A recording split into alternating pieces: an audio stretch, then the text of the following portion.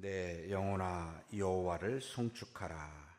여호와 나의 하나님이여, 주는 심히 위대하시며 존귀와 권위로 옷 입으셨나이다. 주께서 옷을 입음같이 빛을 입으시며 하늘을 휘장같이 치시며 물에 자기 누각에 들보를 얹으시며 구름으로 자기 수레를 삼으시고 바람 날개로 다니시며 바람을 자기 사신으로 삼으시고 불꽃으로 자기 사역자를 삼으시며 땅에 기초를 놓으사 영원히 흔들리지 아니하게 하셨나이다. 옷으로 덮음같이 주께서 땅을 깊은 바다로 덮으심에 물이 산들 위로 솟아올랐으나 주께서 꾸짖으시니 물은 도망하며 주의 우레소리로 말미암아 빨리 가며 주께서 그들을 위하여 정하여 주신 곳으로 흘러갔고 산은 오르고 골짜기는 내려갔나이다. 주께서 물의 경계를 정하여 넘치지 못하게 하시며 다시 돌아와 땅을 덮지 못하게 하셨나이다. 여호와께서 샘을 골짜기에서 솟아나게 하시고 산 사이에 흐르게 하사 각종 들짐승에게 마시게 하시니 들나귀들도 해갈하며 공중의 새들도 그 가에서 깃들이며 나뭇가지 사이에서 지저귀는도다. 그가 그의 누각에서부터 산에 물을 부어주시니 주께서 하시는 일에 결실이 땅을 만족시켜 주는도다. 그가 가축을 위한 풀과 사람을 위한 채소를 자라게 하시며 땅에서 먹을 것이 나게 하셔서 사람의 마음을 기쁘게 하는 포도주와 사람의 얼굴을 윤택하게 하는 기름과 사람의 마음을 힘있게 하는 양식을 주셨도다. 여호와의 나무에는 물이 흡족하며 곧 그가 심으신 레바논 백향목들이로다. 새들이 그 속에 깃들이며 학은 잣나무로 집을 삼는도다. 높은 산들은 산양을 위하며 바위는 너구리의 피난처로다. 여호와께서 달로 절기를 정하시며 해는 그 지는 때를 알도다. 주께서 흑암을 지어 밤이 되게 하시니 살림의 모든 짐승이 기어나오나이다.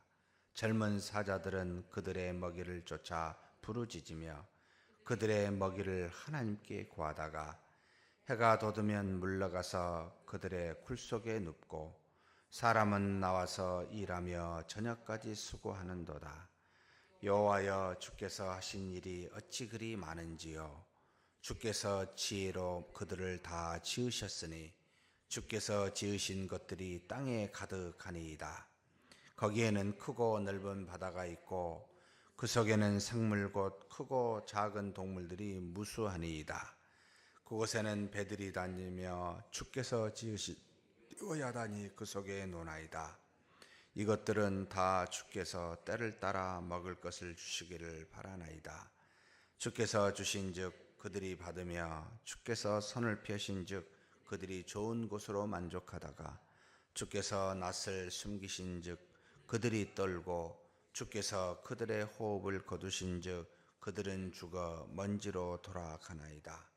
주의 영을 보내어 그들을 창조하사 지면을 새롭게 하시나이다.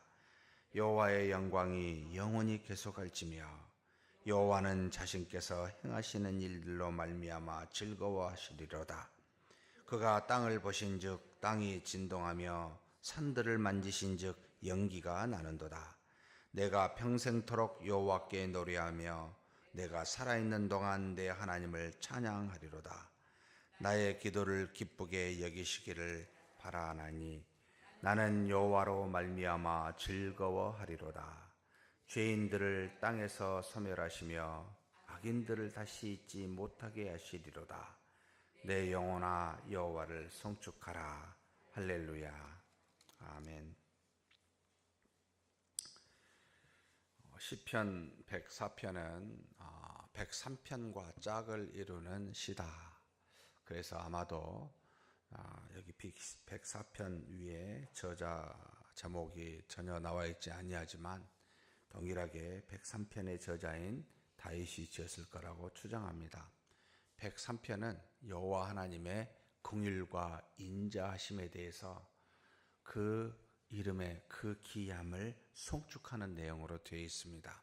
곧 우리 사람에게, 우리 죄악된 죄인된 우리에게 하나님의 긍휼과 인자하심이 어떠한지를 이 시인은 기억하고 다윗은 생각하고 그것을 노래하며 송축하는 것으로 채워져 있습니다. 하나님의 은혜와 그 자비하심이 없었다면 우리는 이 땅에 존재할 수도, 지금 살아 이렇게 생존할 수 없는 그런 하나님, 그렇게 그 하나님에 대해서 송축하고 있는 내용이요. 104편은 조금 각도를 다르게 내 영혼아 여호와를 송축하라, 처음과 끝에 이 말로 되어 있는데, 무엇 때문에 여호와를 송축합니까? 라고 물을 때는 하나님이 이 땅을 창조하셔서 만물을 만드시고 섭리하셔서, 그래서 103편은 구원의 하나님에 대한 그 여호와를 송축하고, 그 다음에 104편은 창조주 하나님에 대한 여호와를 송축하고 있는 내용입니다. 그렇다면 이 송축이라는 말이 뭡니까? 라고 할 때 참 이 부분을 번역을, 우리가 송축이라는 말이 참 한국말로 어찌 보면 잘했다라고 할 수 있는데 발라크라고 말합니다. 하나님이 우리에게 복 주시다라고 할 때 발라크라는 이 히브리어를 썼는데요. 똑같이 우리가 하나님 앞에도 하나님께 우리가 복 주다, 발라크라는 동일한 용어를 썼는데, 마치 복 주는 것은 무언가를 가진 자가, 있는 자가, 또는 더 높은 자가 없는 자에게, 밑에 있는 사람에게 뭔가를 베푸는 것을 말하는데, 어찌 우리 감히 인간이 하나님께 복을 줄 수 있겠습니까? 라고 생각이 돼서 복이라는 것보다는 한글로 송축이라는 말을 썼습니다. 그러니까 하나님께 우리가 드릴 수 있는 모든 것을 올려드립니다 라고 하는 그와 같은, 어찌 보면 찬미합니다, 찬양합니다, 감사합니다 라는 것과 유사하다고 보면 됩니다. 그런데 우리가 하나님께 올려드릴 수 있는 것이 무엇이겠습니까? 혹시 돈을, 혹시 뭔가 물질을, 혹시 이 땅에 우리가 가지고 있는 무엇으로 하나님께 복 줄 수 있을까요? 하나님은 모든 것을 다 가지고 계십니다. 아니, 그분이 만드셨고 그분이 우리에게 주셨습니다. 하나님께 받은 걸 가지고 하나님 이거 하나님께 내가 복 줍니다 하고 드릴 수 있겠습니까? 그래서 여기 시인은 뭐라고 표현하냐면 내 영혼아 라는 말을 씁니다. 무슨 뜻입니까? 우리가 하나님을 기쁘시게 할 수 있는 것은 사실 믿음입니다. 그런데 이 기쁘시게 하는 이 믿음은 결국은 하나님이 주신 것인데, 영이신 하나님이 받을 만한 것은 사실 여러분 물질로는 무엇으로도 불가능합니다. 아무 의미가 없습니다. 물질은 하나님과 상관도 없다고 이야기합니다. 우리한테 필요한 것들이죠. 근데 우리가 하나님을 기쁘시게 한다는 것은 영이신 하나님, 그 하나님께서 만드신 유사한 하나님의 형상이라고 하는 우리에게 주어진 영, 우리 마음속에 이 그릇에 담기게 주신 이 영, 하나님을 닮은 거죠. 그래서 우리는 영적인 동물이라는 말로도 쓰고 우리가 영적인 활동이라는 말로도 쓰고 있습니다만, 정말 신비한 부분입니다. 인간의 이성으로, 내가 가지고 있는 육체로 여러분 알 수 있는 그런 영역이 아닙니다. 그런데 하나님을 닮은 것이 우리 안에 있기에 이 영으로 하나님 앞에 이것을 드립니다. 내가 이것으로 하나님께 송축합니다. 뭔가를 하나님 앞에 감사히 올려드립니다 라고 하는 이 시인의 의도가 내 영혼아 여호와를 송축하라 라는 말 안에 숨어 있습니다. 그러면서 쭉 한 5개 정도로 분류해서 이 시인은 하나님을 송축하고 있는데요. 2절에서 18절에는 공간 안에 있는 피조물들을 굉장히 우리가 읽어보면 알겠지만 사실적인 표현보다는 시적인 표현을 쓰고 있습니다. 예를 들어서 이렇게 이야기합니다. 주께서 옷을 입음같이, 그러니까 의인화한 거죠. 하나님이 인간인 것처럼 옷을 입은 것처럼 빛을 입으시며 하늘을 휘장같이 치시며 물에 자기의 누각의 들보를 얹으시며 구름으로 자기 수레를 삼으시고 바람 날개로 다니시며 바람을 자기 사신으로 삼으시고 불꽃으로 자기의 사역자를 삼으시며, 모든 게 시적 표현입니다. 여기 나온 빛, 하늘, 물, 구름, 바람, 땅의 기초 모든 것을 하나님이 만드셨습니다. 이것을 시적으로 표현하여 의인화시키면서 마치 많은 사람들이 우리 인간이 이 땅에 살면서 여러 가지 것들을 만들고 바라보듯이 하나님이 그렇게 만물을 만드셨는데 우리처럼 이렇게 시적으로 우리의 눈높이에 맞춰서 이렇게 행하시는 모습을 이 시인은 기록하고 있습니다. 이 시인은 그러면서 사실 1절에 보니까 내 영혼아 여호와를 송축하라 해놓고 왜 하나님이 우리가 송축받아야 됩니까 할 때는 여호와 나의 하나님이여 주는 심히 위대하시며 심히 크시며 우리 인간으로서는 도달할 수 없을 정도로 굉장히 크고 풍성하시며 라는 것에 위대함이 들어가 있습니다. 그리고 존귀와 권위로 옷 입으셨나이다. 우리가 드릴 수 있는 모든 영예를 존귀라는 말로 대체할 수 있고 권위라는 말을 할 때는 그분의 놀라운 능력, 주권을 말합니다. 이와 같은 분께 우리는 송축하는데 그 모든 존귀와 권위, 위대함은 어디에 나타나 있습니까? 만드신 피조물에 있다는 겁니다. 그래서 쭉 2절부터 18절까지 공간에 있는 피조물에 대해서 땅, 여기 보면 빛, 물, 그 다음에 구름, 바람, 불꽃, 땅의 기초, 깊은 바다, 그 다음에 물이 산들로 올라가고 산과 골짜기, 물의 경계, 육지, 샘, 가축을 위한 풀, 사람을 위한 양식, 채소, 포도주, 기름, 양식, 나무, 모든 만물을 하나님이 만드셨고 이 만드신 만물 가운데 피조물들이 거하여 있습니다 라고 하는 내용을 시적으로 표현하고 있습니다. 그러면 우리는 만물을 보면 무엇을 봐야 될까요? 만물을 보면 그 만물을 만드신 하나님을 볼 수 있어야 됩니다. 그래서 로마서 1장 10절에 뭐라고 나와 있죠? 1장 20절이죠. 뭐라고 표현되어 있습니까? 하나님께서 만드신 모든 만물에는 그분의 영원하신 능력과 신성을 보아 알게 하셨다라는 말이 나옵니다.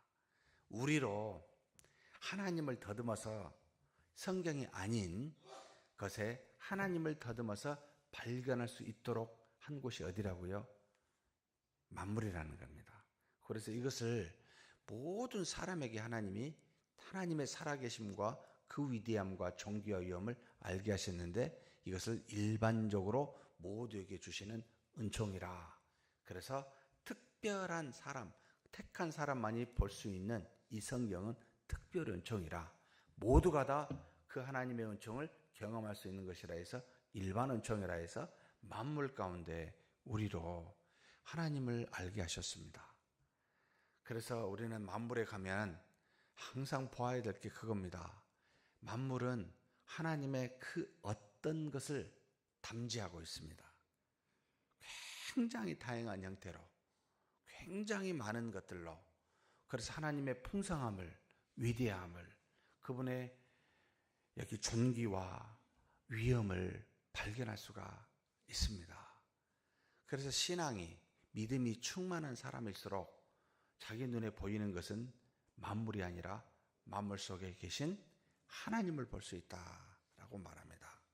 그래서 모든 곳에 하나님이 계신다는 것을 절감하고 느끼고 그 하나님을 성축하게 되더라라고 말합니다. 사랑하는 성도 여러분, 사람을 통해서도 만물을 통해서도 하나님을 보는 저와 여러분이 되었으면 좋겠습니다. 그냥 눈에 보이는 것으로 색깔로 모양으로 아름답다, 예쁘다, 좋다, 그렇지만 그것도 좋지만 그 속에 계신 하나님, 그것을 표명하여 살아계신 하나님이 자신의 능력과 신성을 우리로 보아 알게 하셨으니 그걸 보았으면 좋겠다라는 생각이 듭니다. 그러면서 19절에서부터 23절은 시간 속에 있는 피조물들을 말하고 있습니다. 달로 절기를 해로 때를 만드셨는데 흑암을 지어 밤이 되게 했고 또 밤에 살림의 모든 짐승이 기어 나오게 했고 또 이 짐승을 먹으려고 젊은 사자들이 나오게 됐고 이 일들을 하다가 해가 돋으면 자기 굴로 돌아가게 되고, 사람은 해가 돋으면 나와서 저녁까지 일하게 되는 하나님이 만드신 피조물 안에 시간 속에 어떻게 만물이 운영이 되고 있는지를 보여주고 있습니다. 하나님은 그래서 창조주 하나님이신데, 창조된 피조물 안에 섭리하시는 하나님임을 동시에 말합니다.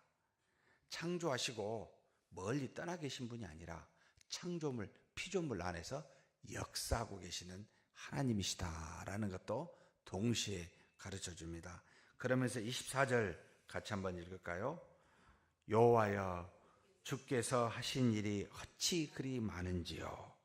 주께서 지혜로 그들을 다 지으셨으니 주께서 지으신 것들이 땅에 가득하니이다.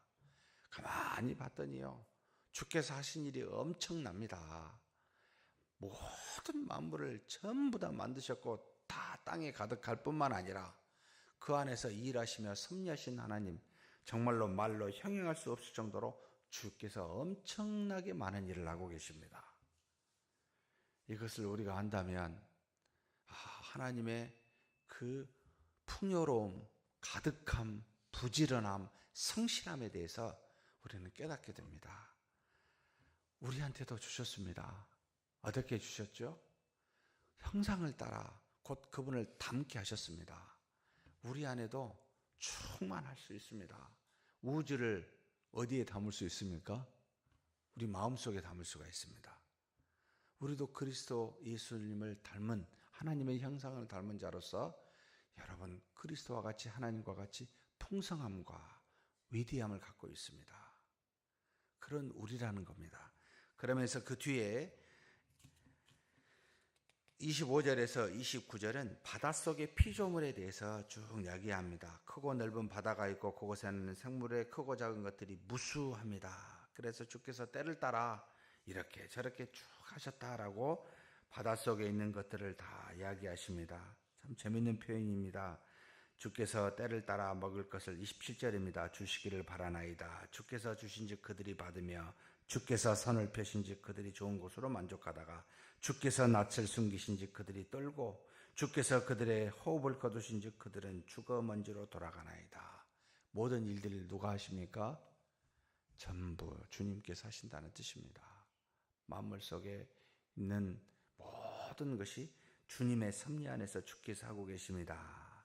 그러면서 마지막 30절에서 35절, 이제는 본격적으로 주님을 송축하고 노래하는 장면입니다. 주의 영을 보내어 그들을 창조하사, 성령을 보내어 만물을 창조하셨습니다. 이게 창세기 1장 2절이죠. 수면 위에 하나님의 영이 운행하시더라. 그래서 여러분, 삼위일체 하나님이 만물을 창조하셨다고 말합니다. 아버지 하나님만 창조하신 게 아니고 그리스도와 말씀이 만물과 함께하여 창조하신 게 아니고 여기 제3위 하나님, 성령의 하나님도 만물을 창조하셨다라고 말합니다. 영을 보내어 그들을 창조하사 지면을 새롭게 하시나이다. 여호와의 영광이 영원히 계속할지며 여호와는 자신께 행하신 일들로 말미암아 즐거워하시도로다. 여러분, 여호와의 영광이 어디에 나타납니까? 만물에게 나타납니다. 그래서 칼빈은 만물을 하나님의 영광의 극장이라는 말을 씁니다. 가득 차 있다는 겁니다, 영광이. 그래서 그 만물 속을 가만히 보면 우리는 그 영광을 발견하여 하나님을 송축하고 찬미할 수 있다. 그래서 마음이 혹시 사람으로 인해서 상하신 분 계십니까? 사람에게서 위로를 얻지 못하십니까? 그럼 어디에서 위로를 좀 얻을 수 있습니까? 만물에 계세요. 한 번씩 만물에 나가 보십시오. 만물은 거짓말을 합니까? 안 합니까? 절대 안 합니다. 하나님이 만드신 피조물 중에 거짓말하는 존재는 두 존재밖에 없습니다. 천사와 사탄이 됐죠? 인간입니다. 다른 피조물은 절대 거짓말하지 않습니다. 정직합니다. 있는 대로 드러냅니다. 그래서 만물에 가면 사람이 위로를 얻고 시원함을 받습니다. 왜요? 사람은 거짓말하는데 만물은 정직히 대하니 우리가 위로를 얻습니다. 그래서 한 번씩 초록색 도시로 나가십시오. 자주 나가시지 말고 마음에 좀 위안을 얻고 싶다 하면 한 번씩 나가십시오. 그것이 우리 신앙의 유익이 됩니다. 그러면서 시인은 마지막에 뭘 이야기합니까? 34절에 나의 기도를 기쁘시게 여기시기를 바라노라 하면서 나는 무엇으로 말미암아 즐거워한다고요? 여호와로 말미암아 즐거워합니다. 가장 핵심입니다. 만물이 우리에게 기쁨을 주지만 여러분 썩어지고 없어지고 때로는 배반도 합니다. 그런데 여호와는 그렇지 않습니다. 나의 위로자가 되시고 나의 기쁨이 되십니다. 여호와로 말미암아 즐거워하고 그분만을 송축하는 저와 여러분이 되기를 주의 이름으로 축복합니다. 하나님 아버지 감사합니다. 우리를 만드셨고 살게 하셨을 뿐만 아니라 모든 만물을 만드시고 섭리하사 그 가운데서 운행하시는 하나님, 하나님의 이름을 송축하고 우리 영혼으로 여호와 하나님을 송축합니다. 우리 하나님은 크고 위대하시며 명예와 존귀와 그리고 위엄으로 관을 씌워 계시는 놀라우신 하나님이신 줄 믿습니다. 이 땅에 사는 동안 만물을 보며 하나님의 영광을 발견하게 도와주시고 그래서 우리의 기도를 쉬지 아니하고 하나님께 간구케 하시며 무엇을 하든지 여호와로 말미암아 즐거워하는 우리 모두가 되게 하여 주시옵소서. 그래서 어디서든지 계시며 어디서든지 역사하시는 우리 하나님 앞에 우리의 모든 것을 내놓고 살아가는 믿음의 사람 되게 하여 주시옵소서. 우리 주님 예수님의 이름으로 기도하옵나이다. 아멘.